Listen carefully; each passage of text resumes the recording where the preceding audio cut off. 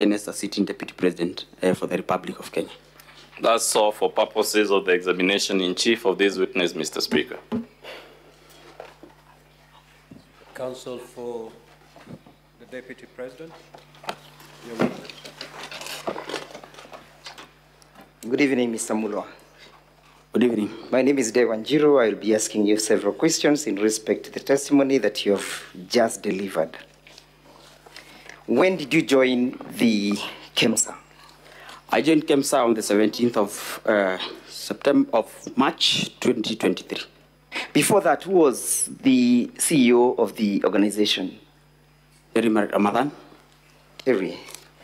Were you there as and when the alleged tender processes were taking place? No. Who was in charge of that process as at then? Terry Ramadan. Terry Ramadan. Therefore, the issues that you are testifying before this assembly, are they issues that you saw, perceived, or they are issues that you are told? One, there are issues that my appointment... Were you told or you saw? It's a simple question. I was not told. Yes. Neither did I see. At what process you are not told and neither you never saw? I was involved. You were involved?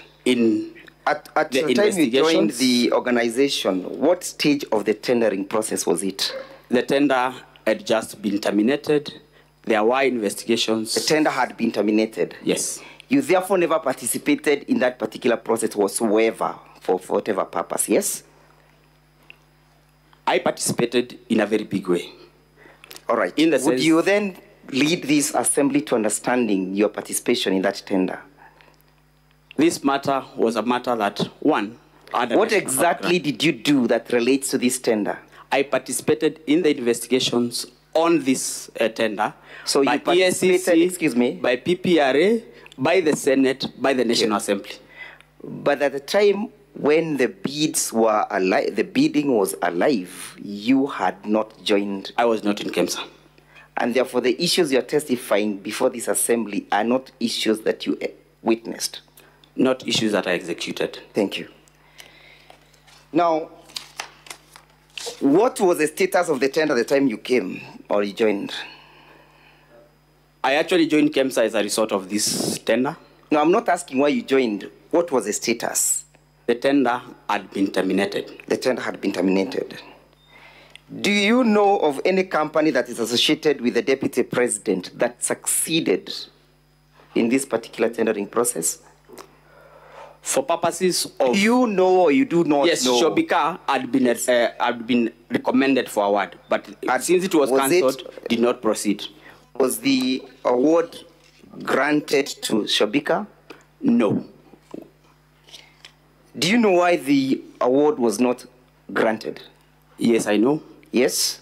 Because Global Fund do a pre-award review of every evaluation of Global Fund funded tenders, and after doing a pre-award review, they did not agree with the technical evaluation committee that had evaluated the tender and recommended for cancellation of the tender. Thank you. You've answered. So it's as a result of the review of all the bids that culminated into the cancellation of the tender, correct?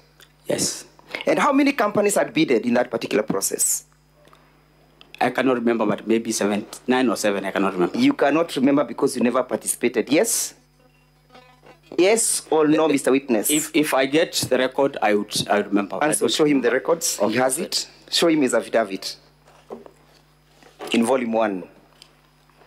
In that volume 1, that is at page, Honorable Senators, the National Assembly volume 1, at page 67 and 68.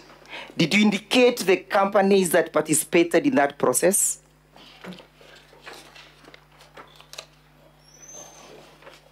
I did not indicate the companies that... You chose to conveniently refuse to indicate them, correct? Correct or not correct? I don't need an explanation. Not correct. Why didn't you indicate the companies that participated in that particular process? My affidavit Your affidavit has explained it. My affidavit is premised on... Okay, I know your affidavit. Yes. I have read it several times, but my question is very specific. Why did you leave out the other companies that participated in the process? For purposes of my affidavit, I did not find it necessary to Never thought it include. necessary. Now, confirm that Shobika company was never ever awarded the tender. The tender was cancelled. Tender was cancelled. Did the Republic of Kenya lose any money as a result of the award not being granted to Shobika? Yes, it did. Did the Deputy President have anything to do with it? Did the Deputy President have anything to do with it? I wouldn't say the Deputy President. I'm asking, you know, we are No. here because of the Deputy President. Did he have anything to do with it? A company related to I'm him asking, did he have anything to do with it? It's a simple question. Yes or no? I already have... Yes, and you'll furnish me with an answer. I've said yes, because the company that is associated with him had been irregularly awarded. Had been irregularly awarded. Do you know that this matter was subject of investigation by Parliament? Yes, I am. Did you participate in that investigation? Yes. Honorable Senators, refer with me to page 183, volume 3 of the Deputy President's bundle. Volume 3, Honorable Senators. That is the report. Will go with me to page 220. At page 220, Mr. Witness. Can I get the document? Give him something. Give him the copy. You can get volume 3 for him.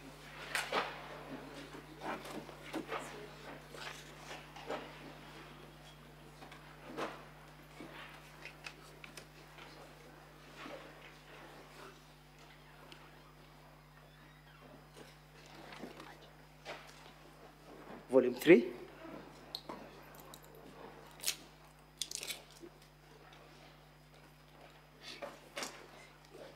Page 220.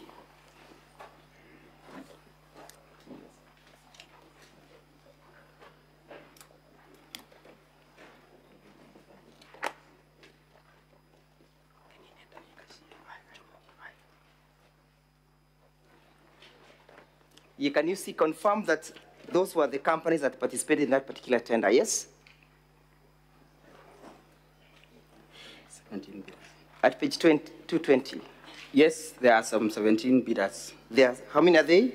17. Go to page 221 and you read, can you see where it is written 100? Yes. Can you read out that statement? In its report dated 25th April 2023, Global Fund noted that KEMSA had failed to apply evaluation criteria consistently to all bidders, and that none of the bidders met the minimum requirements. None of the bidders met the minimum? Requirements. How many bidders did not meet the minimum requirement? For purposes of this report, what the Global Fund is talking about are the 17. All the 17. And therefore, Shobika was not an exception, correct? Shobika was not an exception. It never qualified, correct? Yes. Now, look at where we have page, at paragraph 105. Yes, can you see where we have Roman B? Sorry, we have B. Can you see B? 105, paragraph 105B. Yes, can you read what B says? The Global Fund document reported that the bid bond for Shobika Impex was not paginated, and the management of KEMSA argued that the bid bond was not part of the bid, but was rather an accompaniment. What is that? What does that mean? I think not thinking, reading and understanding. It means, and I had said exactly the same, that this document was not submitted as part of the tender document, but was brought in as ordinary mail, while in normal procurement, bid documents should be part of the procurement. Can you go to page 222 and look at paragraph 106. Notwithstanding KEMSA reservation, in the letter dated 4th May, the acting director procurement recommended the termination of a process. Yes? The CEO approved on the 5th, and termination was communicated to all the bidders. So there was a termination of the bidding process, correct? Yes. As a result of non-responsiveness of all the bids, correct? As a result of non-responsiveness. Yes, after Global Fund differed with the KEMSA Technical Evaluation Committee. Did the Deputy President have anything to do with that? I would not say. Would you associate that to the Deputy President? I am not competent to talk about that. I am asking, do you associate that process with the Deputy President? I cannot comment on that. You will comment. Do you associate Because I don't know. Here we are not in a hospital, we are in a court, seeking to save the life of a man you want to be impeached. Do you associate that with the Deputy President? I am saying, I don't know. What don't you know? Whether this has everything to do with the Deputy President. Because the bids were terminated by Global Fund as a result of irregular evaluation. Irregular evaluation of how many companies? Of 17. 17 companies. Yes. Thank you. Look at paragraphs 107 at page 22 once again, 222 once again. Yes? 107? It says it was further a testimony that the authority had struggled to maintain autonomy owing to undue interference from the Cabinet Secretary for Health. Whose authority, whose testimony is this? I don't know. Read paragraph, go to page 219. Page 219. Can you see where you have C submissions by Ms. Terry Ramathani? Yes. Therefore, this is a statement, correct? And I would not say whether they are correct or not. Read, Mr. Witness. They are Terry Ramathani. So we understand who is now speaking at paragraph 17, correct? Yes. Read it then. It was further the testimony that the authority had struggled to maintain autonomy owing to undue interference from the Cabinet Secretary for Health. The authority had failed to maintain autonomy due to the interferences by? Yes, that is Terry's statement. Read it. By the Cabinet Secretary for Health. Have you seen any interference that indicates that the Deputy President of the Republic of Kenya interfered with the process? I have not From the report? And I cannot own or disown it. I'm asking. It's not my statement. Have you seen that statement speaking to the person of the Deputy President? It is not. Thank you. Not mine. And it speaks as to who was interfering with the processes, correct? That's not my statement. Read. But it's not mine. Yeah, I know it's not yours. That's so why I cannot own a statement that is not mine. I have not asked you to own it. I've asked you a simple thing, to read the statement as indicated. Who was interfering with the processes and the autonomy of KEMSA? According to that statement. According to the statement, the Cabinet Secretary for Health. What is the name of that Cabinet Secretary? As at then? Not indicated. Let's proceed as I finish up. Let's go to page 226.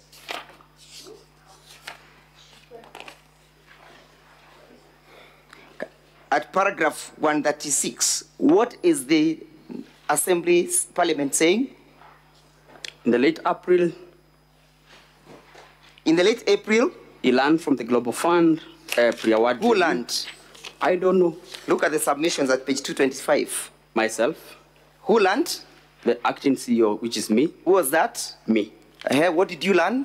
I learned in late April that the Global Fund pre-award review report that the Air Alliance tender was to be cancelled on account of inconsistencies in the bid evaluation. Do you still maintain the position that you gave, or you want to? It's exactly what I said. That's exactly what you say. Yes. And therefore that does not link or has no nexus with the Deputy President whatsoever, correct? I think you are wrong. What did you say? You are not right on that one. Read, what does the statement say? What did you say? What did you say in Parliament? It says the Global Fund pre-award review that L9 tender was to be cancelled on account of inconsistencies in the evaluation. It is the inconsistencies in evaluation that recommended an award to a bidder that had not paginated documents, which was a mandatory requirement. I have not asked you that question that you are attempting to answer. I've just simply asked you to read what you stated before Parliament. Then a question will follow. And you read in verbatim. I have read. Yes, read it again. I learned that the Global Fund pre-award review report that the airline tender was to be cancelled on account of inconsistencies in the bid evaluation. And what was the reason for the cancellation? Inconsistencies in evaluation. In evaluation. Yes. Who was evaluating that tender? Technical Evaluation Committee. Does the Deputy President sit in that tender committee for evaluation? He doesn't. Was he involved? Okay, let's look at paragraph 38. Yes? Again, what are you saying at paragraph 138? 138 says, he further maintained that the advisory to the PS, State Department of Public Health and Professional Study, on the alleged inconsistency in the technical specification neither passed through his office or the head of department for the strategic programs, health programs, but was forwarded directly to the PS by one Dr. Omar, the head of malaria program. Mr. Witness, you are aware why we are here, yes? Yes, I am. Do you understand the charge in respect to this matter that the Deputy President is facing? I am here to... Do you understand? I understand. You understand that you allege that you are intimidated and bullied by the Deputy President, correct? Yes, I understand. And that is contained in your evidence, correct? Yes. Why were you being bullied, if at all it ever happened? I want to believe. Not to believe. We are not dealing with beliefs here. Okay. We are dealing with the facts. I was bullied to submit bid document for Shobika. When was the tender cancelled? In late April. In late April. As at that time, had you joined KEMSA? I had not. You had not joined. When were you purportedly called by the Deputy President? In August. In August. At that time, was a tender alive or it had been cancelled? Yeah. At that time, was a tender alive or it had been cancelled? What happens upon the cancellation of a tender to bidders who had submitted their documents? Bid books are returned. Bid books are returned. As a routine process. As a routine process. Therefore, it is normal for somebody, a company that has bidded, to make follow-ups with the bids, correct? Yes. Yes? Yes. And that the following of those bids for purposes of returning them to their rightful owner does not violate the Public Procurement and Disposal Act, correct? I was in KEMSA. Does not violate, Mr. Witness. Does not violate. That's the question. Thank you. Now, Mr. Witness, as I finish up, you understand that you wrote several letters that you have annexed in your affidavit, correct? Yes. And the first letter is the one that is appearing in volume 1 of the National Assembly's bundle of document at page 70, correct? Page 70. 70. Correct? Yes, yes, yes. And that is an alleged, what document is that? These are WhatsApp conversations between myself and Dr. Ikino Rugathi. Yes? WhatsApp conversations between myself and Dr. Ikino Rugathi. How would you ordinarily be able to tell that this conversation has come from this particular platform? One, this is on Which platform was this? WhatsApp. WhatsApp. Which number is there? And I want you to specifically look. The number is already saved. That's why it's written Dr. Ikino Rugathi, because it's already saved on my phone and therefore cannot show the number. If I had not saved the number, you probably would have gotten the number. When you receive a message from a WhatsApp, when I receive a message on my WhatsApp, when you send me a message, does it indicate the source? Yes. Does it also indicate the recipient? I mean, does it indicate the recipient? If the recipient does it or does it not? Whether number or saved a contact. So in these circumstances, where is your number that indicates that you are the recipient of this message? There is no. There is none. Yeah. And therefore this is a concussion of the truth and a fabrication and a forgery of documents. I've sworn this under oath. My phone is still with me and can be availed to competent agencies of law to What explanations do you give for the lack of your print of the your phone number in this conversation? This is what... What explanation do you give? I am not a techno person, so I cannot configure how my phone displays messages. But you and confirm that this is not usual. This is what is on my phone. If I give you my phone and I open the conversation, it will appear as it is here. Did you extract a certificate for this purpose? Was a certificate showing the source of this information extracted?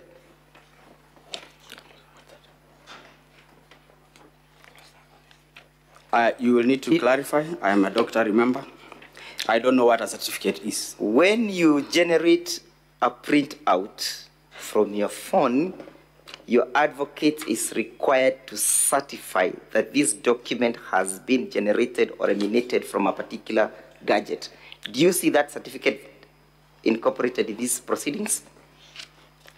I said I don't know what that is. There is none. Unless my advocate shows. I therefore put it to you that this never originated from your phone, nor did it originate from my client's son, Dr. Ikino Rigathi. That's a lie. That's not true. So what did you find intimidating in this message? I said, like I said... Would you read out what the message states? This is Dr. Ikino Rigathi here. Kindly contact me when possible. There is a document for His Excellency we are trying to collect. What is Dr. Ikino telling you? There's a document he's trying to collect. How is that intimidating? As an acting CEO... How is that intimidating? How did you get intimidated by that statement? I am the one who received the message, Council, and I am the one who felt intimidated. And I am stating before this Honorable Senate that I felt intimidated. Okay, let's go to the next paragraph, the next page, page 71. What document is that, and what is it dated?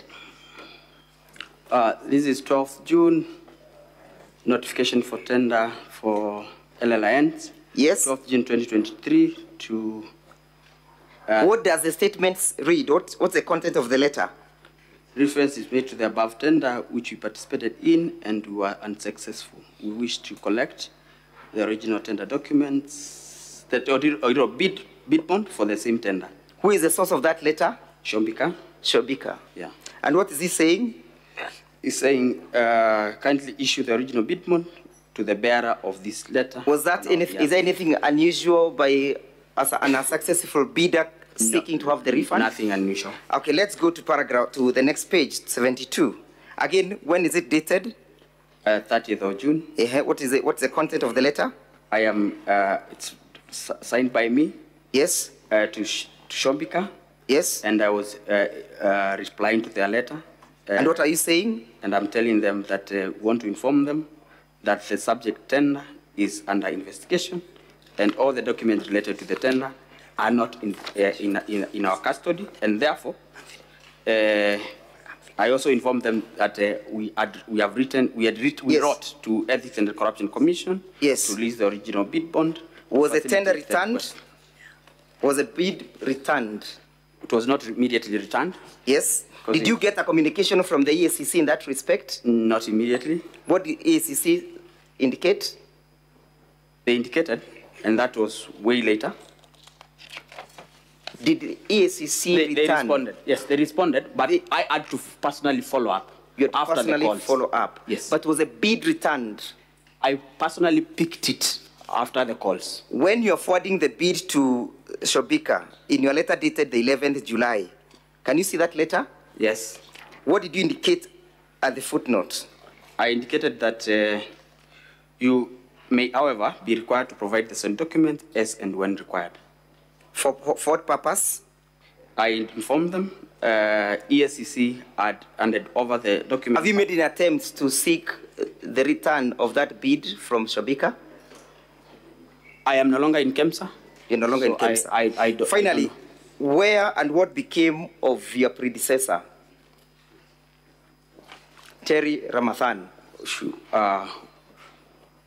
She was discharged from the authority, I think sometimes in... But you now understand that she's serving as an ambassador in New Delhi, correct? I cannot confirm. Do you live in this country? Yes, I do. No further questions. Counsel for the National Assembly, you may proceed with the examination.